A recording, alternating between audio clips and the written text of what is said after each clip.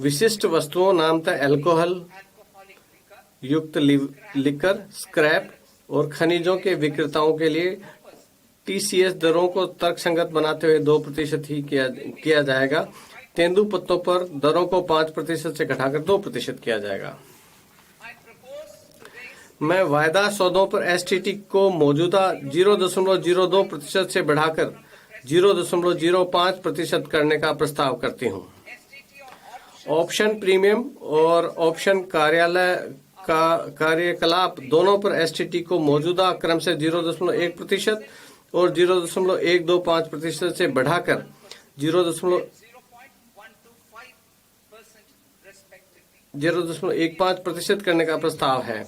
हमने वर्ष 2019 में कॉरपोरेट के लिए कराधान परिदृश्य में सुधार किया था, जिसमें कम कर दरों के साथ उनको सरलीकृत व्यवस्था उपलब्ध कराई गई ताकि वे कटौतियों और छूट का दावा करने की बजाय कारोबार पर समुचित ध्यान केंद्रित कर सकें। कंपनियों को नई व्यवस्था में स्थानांतरित करने के लिए प्रोत्साहित करने हेतु कंपनियों को आगे लाई जाई गई मैट क्रेडिट को समायोजित करने की अनुमति केवल नई व्यवस्था में दिए जाने का प्रस्ताव है।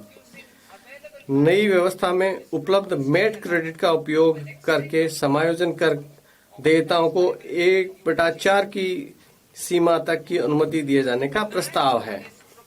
मैट को अंतिम कर बनाए जाने का प्रस्ताव है। इसलिए 1 अप्रैल 2026 से कोई क्रेडिट संचय नहीं होगा। इस परिवर्तन के अनुरूप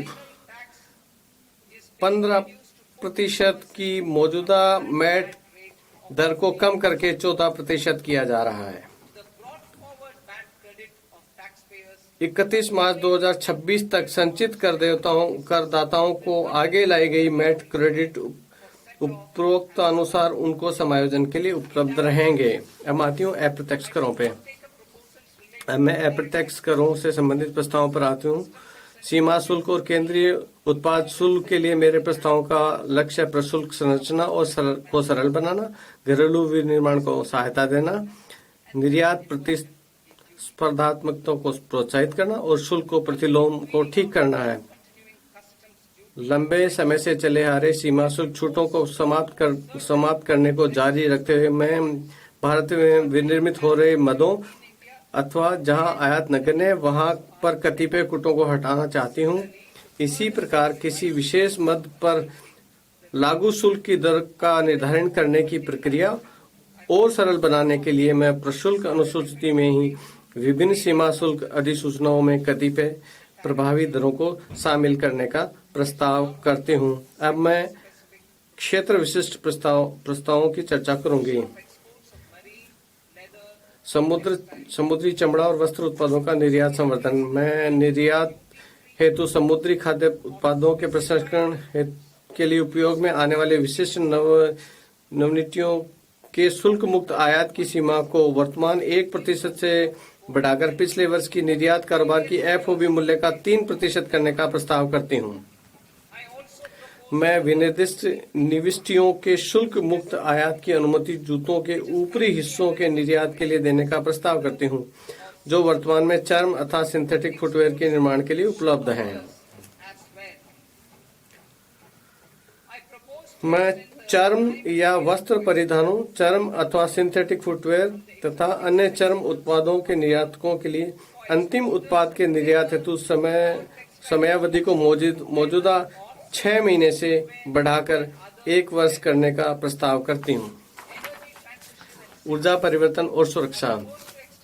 मैं बैटरी ऊर्जा भंडारण प्रणालियों में लिथियम आयन सेल निर्माण का उपयोग करने वालों के साथ साथ बैटरियों के लिए लिथियम आयन सेल विनिर्माण के लिए उपयुक्त पूंजीगत वस्तुओं को दिए जाने वाले मूल सीमा शुल्क छूट को जारी रखने का प्रस्ताव करती हूँ। मैं सोलर ग्लास के विनिर्माण हेतु सोडियम एंटीमोनेट आयात पर मूल सीमा शुल्क में छूट का प्रस्ताव करते हूँ। नाभिकीय ऊर्जा। मैं नाभिकीय ऊर्जा परियोजनाओं के लिए अपेक्षित वस्तुओं के आयात पर वर्तमान मूल्य सीमा शुल्क छूट को 2035 तक बढ़ाने और उनकी क्षमता पर ध्यान दिए बिना सभी नाभिकीय संयंत्रों पर लागू करने का प्रस्ताव करती हूँ। महत्वपूर्ण खनिज। भारत में महत्वपूर्ण खनिजों के प्रसंस्करण हेतु आवश्यक पूंजीगत वस्तुओं के आयात के लिए मूल सीमा शुल्क में छूट प्रदान करने के लिए प्रस्ताव किया जाता है। बायोगैस मिश्रित सीएनजी। मैं बायोगैस मिश्रित सीएनजी पर देय केंद्रीय सीमा शुल्क की गणना करते हुए बायोगैस के संपूर्ण मूल्य को बाहर रखने का प्रस्ताव करती हूँ। सिविल और रक्षा विमानन। मैं सिविलियन प्रशिक्षण और अन्य एयरक्राफ्ट के विनिर्माण के लिए अपेक्षित घटकों और पुर्जों पर मूल सीमा शुल्क में छूट का प्रस्ताव करती हूँ। रक्षा क्षेत्र में इकाइयों द्वारा अनुरक्षण, मरम्मत अथवा ओवरऑल जरूरतों को प्रयोग किए जाने वाले विमानों के पुर्जों को विनिर्माण के लिए आयातित कच्चे माल पर मूल सीमा शुल्क के छूट प्रदान करने का प्रस्ताव करती हूँ। इलेक्ट्रॉनिक्स। उपभोक्ता इलेक्ट्रॉनिक क्षेत्र में मूल्यवर्धन को और अधिक मजबूत बनाने के लिए मैं माइक्रोवेव ओवन और विनिर्माण में प्रयुक्त विशिष्ट पुर्जों का मूल सीमा शुल्क से छूट का प्रस्ताव करती हूँ। विशेष आर्थिक क्षेत्र। विश्व व्यापार विघटन के कारण विशेष आर्थिक क्षेत्रों में विनिर्माण इकाइयों द्वारा क्षमताओं के उपयोग के बारे में उभरती चिंताओं का समाधान करने के लिए मैं विशेष एक बारगी उपाय के रूप में सेज में पात्र विनिर्माण इकाइयों द्वारा रियायती शुल्क दरों पर घरेलू प्रशुल्क क्षेत्र को बिक्री की सुविधा प्रदान करने का प्रस्ताव करती हूँ। इसे इस तरीके से अपनाया जाएगा कि उनका मुख्य जोर निर्यात पर रहे। डीटीए में कार्यरत इकाइयों के लिए समान अवसर सुनिश्चित करते हुए इन उपायों को प्रचलात्मक बनाने के लिए आवश्यक विनियामक संशोधन किए जाएंगे। जीवन जीने की सुगमता। निजी उपयोग के लिए आयातित वस्तुओं हेतु सीमा शुल्क संरचना को युक्तिसंगत बनाने के लिए मैं निजी उपयोग के लिए आयातित सभी शुल्क योग्य वस्तुओं पर प्रशुल्क दर को 20% से कम करते हुए 10% करने का प्रस्ताव करती हूँ। रोगियों, विशेष रूप से कैंसर से पीड़ित रोगियों को राहत देने के लिए मैं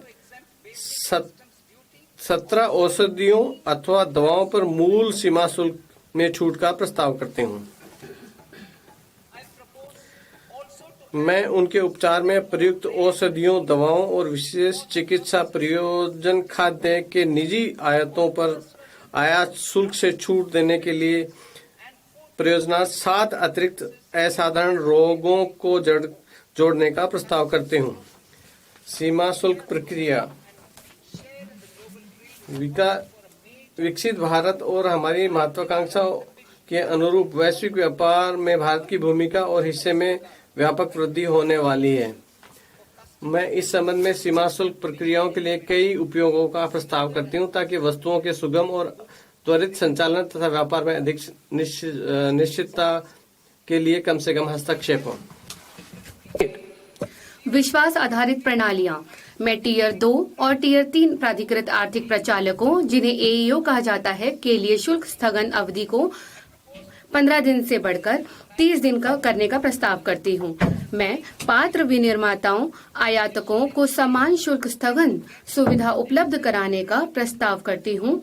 इससे उन्हें नियत समय पर पूर्ण टीयर 3 एईओ के रूप में अपना प्रत्यायन प्राप्त करने के लिए प्रोत्साहन मिलेगा।